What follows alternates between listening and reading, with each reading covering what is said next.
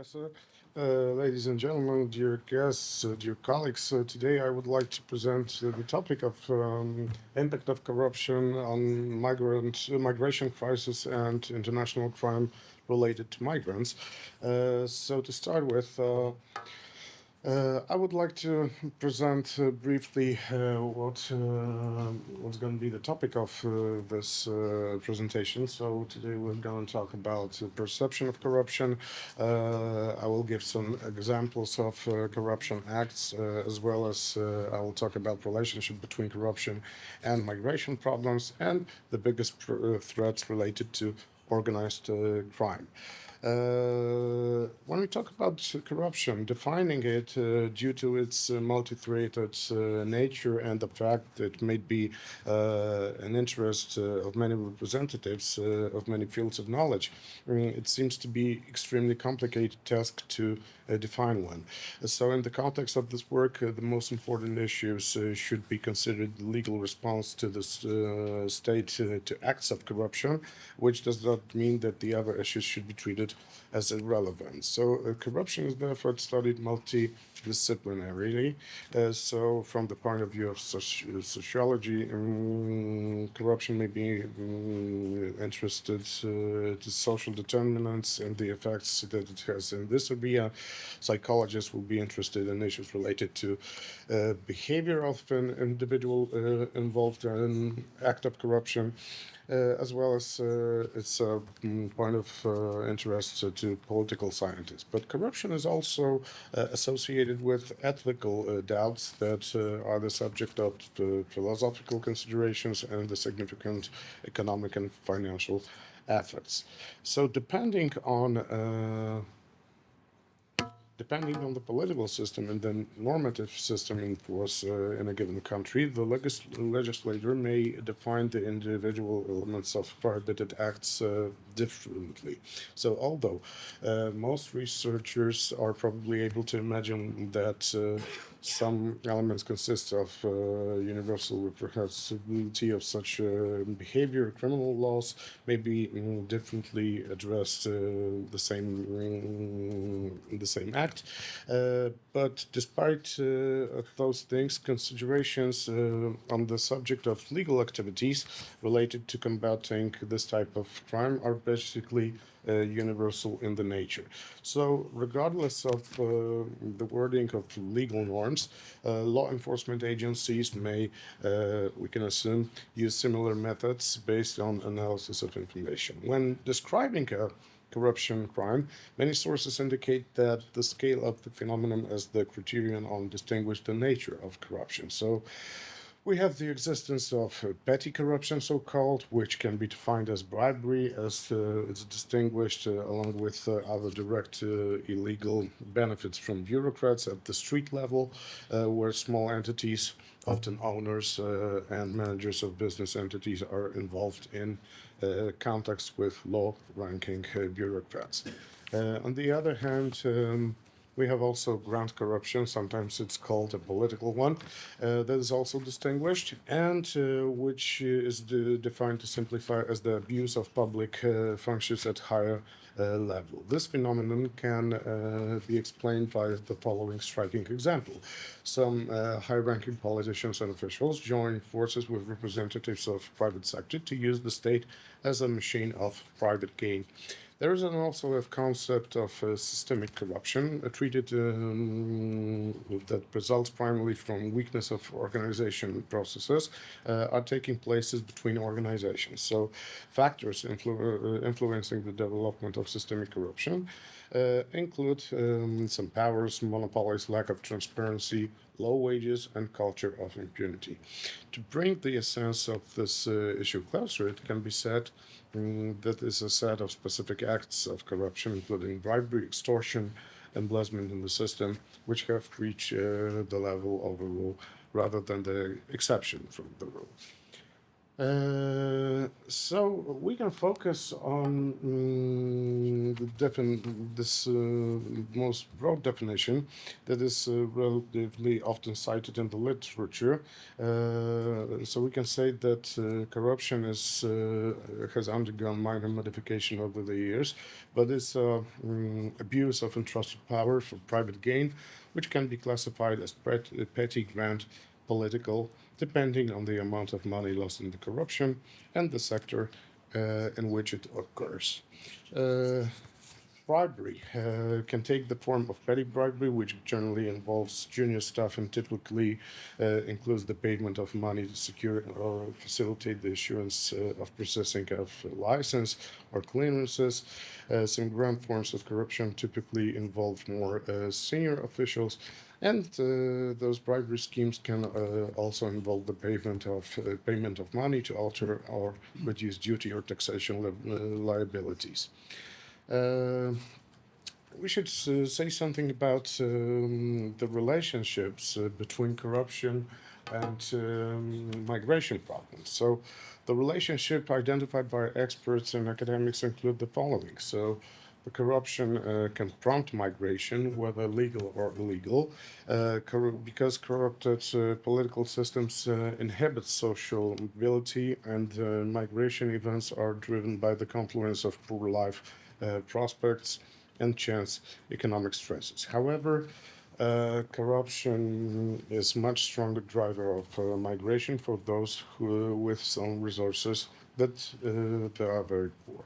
Alternatively, migration can encourage corruption. So we can say that migration may lead to corrupt leaders spending less on locals and keeping more for themselves, because the effect of the can substitute for the goods, services that leaders would need to distribute to remain in socially powerful positions. Also, corruption can ease smuggling by decreasing costs of and lowering hurdles. However, smuggling is a reaction to border controls and not the cost of the immigration. Also, corruption can increase migration aspirations defined as the desire to migrate, whether or not to migrate occurs. And the research shows a stronger correlation between dissatisfaction with one's standard of living and migration between an absolute economic standard and migration. Inequality, both economic and of opportunities, make a large difference, and the corrupt areas are deeply unequal. So, a number of recent studies have looked at the direct links between corruption and migration, and whether differing levels of corruption actually affects level of migration. These studies find a correlation between higher levels of corruption and increased motivation for migration.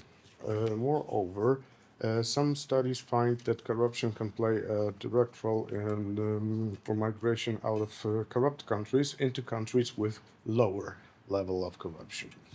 Uh, Last thing, legal migration refers to the movement of people between countries in accordance with the law. So, legal migration, on the other hand, refers to a range of different issues. It can include migrants entering a different state using false or forged documents or via organized crime. In situations of conflict and the need to seek refugee, all requirements for legal migration may not be possible to fulfill.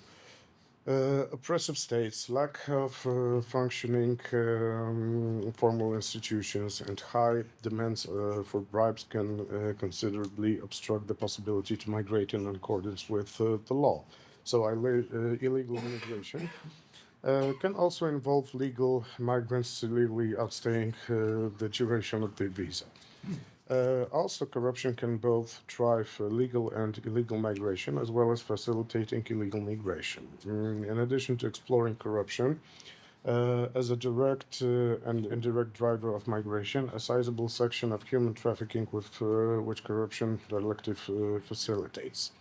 There are many ways in which corruption can be said to be a driver of international migration.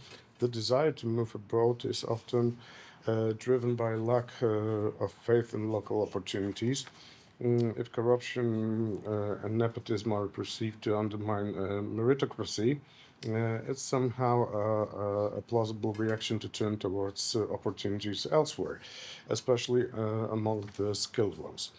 Moreover, research into corruption and its effect as a driver of migration tends to identify a difference in the impact that corruption has on migration on different social groups. However, the direct links between corruption and migration could benefit from further research to explore how corruption may indirectly influence migration issues. It is found that countries with high level of corruption generally we had the effect of encouraging immigration. It's also shown that differing levels of corruption have an effect on migration of different economic groups. High income people are shown to migrate and when corruption level increase, when middle and low income earners stop migrating. We should also say something about the biggest dangers, biggest threats between corruption and illegal migration. So we have problem of with globalization. Border control authorities play an important role in facilitating trade and the circulation of goods, people across countries, while protecting borders and national security. So in many countries, widespread corruption under-reserved services and weak accountability make borders porous and difficult to control, fueling various forms of illegal activities such as human and drug trafficking, weapon smuggling, organized crime, and, of course, terrorism. Corruption in organized crime is one of the biggest threats because it plays a key role in the way organized crime groups operate. Corruption facilitates the infiltration of organized crime networks in all sectors of our society, including politics and law enforcement. It serves them to influence decision-making processes in their favor. Also, corruption helps criminals to have access to privileged information about looming law enforcement actions and operations. The link between corruption and organized crime is increasingly coming into focus as it was highlighted in Europol's recent threat assessment of serious and organized crime in the European Union. And the assessment reveals that criminal networks in Europe easily adapt their criminal operations to crime environment, in addition to progressively using corruption and abusing legal businesses structure to pursue their criminal activities. Uh, let's have a look at some data. Two-thirds of criminals use corruption on a regular basis, and more than 80% of criminal networks use legal business structures to combine it with corruption. Organized crime related to corruption may take many forms, including the selling of information to criminal groups, facilitating the passage of illicit goods and migrants, obstructing investigations. Selling information can include providing information to criminal groups about ongoing investigations and operational information that helps criminal groups avoiding detection. In the European Union, we have the problems with smuggling cigarettes, fuels, alcohol, drugs, stolen vehicles, or irregular migrants that are cross-border activities frequently linked to organized crime. In some cases, border guards can engage in smuggling activities themselves, border guards, because they can have also problems with the corruption. While cash controls usually involve customs administration, border guards can also facilitate the movement of large amount of cash for money laundering purposes. In some cases, criminal groups go to great lengths to identify officials who are likely to respond to corrupt transactions, or to infiltrate the law enforcement and border protection agencies, using bribery for intimidation. For example, some criminal organizations are known to gather intelligence on inspectors at ports, harbors, often try to identify those who have drinking, gambling, financial, or other problems that can be easily compromised. In some cases, they can collude with officials in government agencies and conspiracies to smuggle migrants. Uh, Also, when we talk about smuggling migrants, this is commonly treated in criminology as a social group exposed to special risk of victimization when we talk about migrants, which may be due to ignorance of the social and legal realities of their destination, living difficult situation, desire to improve material status, while the risks increase when migration came from illegal nature.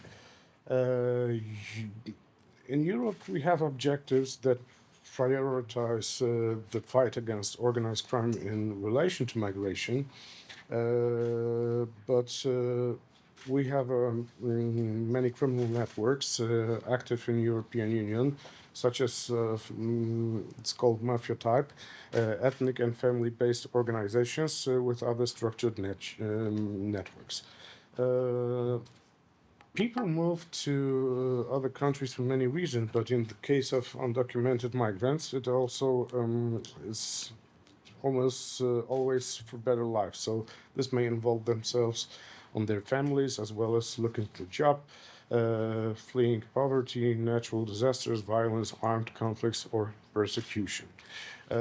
This profit-seeking criminals take advantage of the lack of legal opportunities available to migrants and profit from this situation by offering high-cost illegal migrant smuggling services.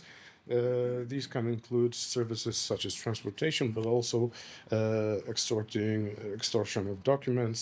This can include borrowing stolen passports with photos, falsifying travel or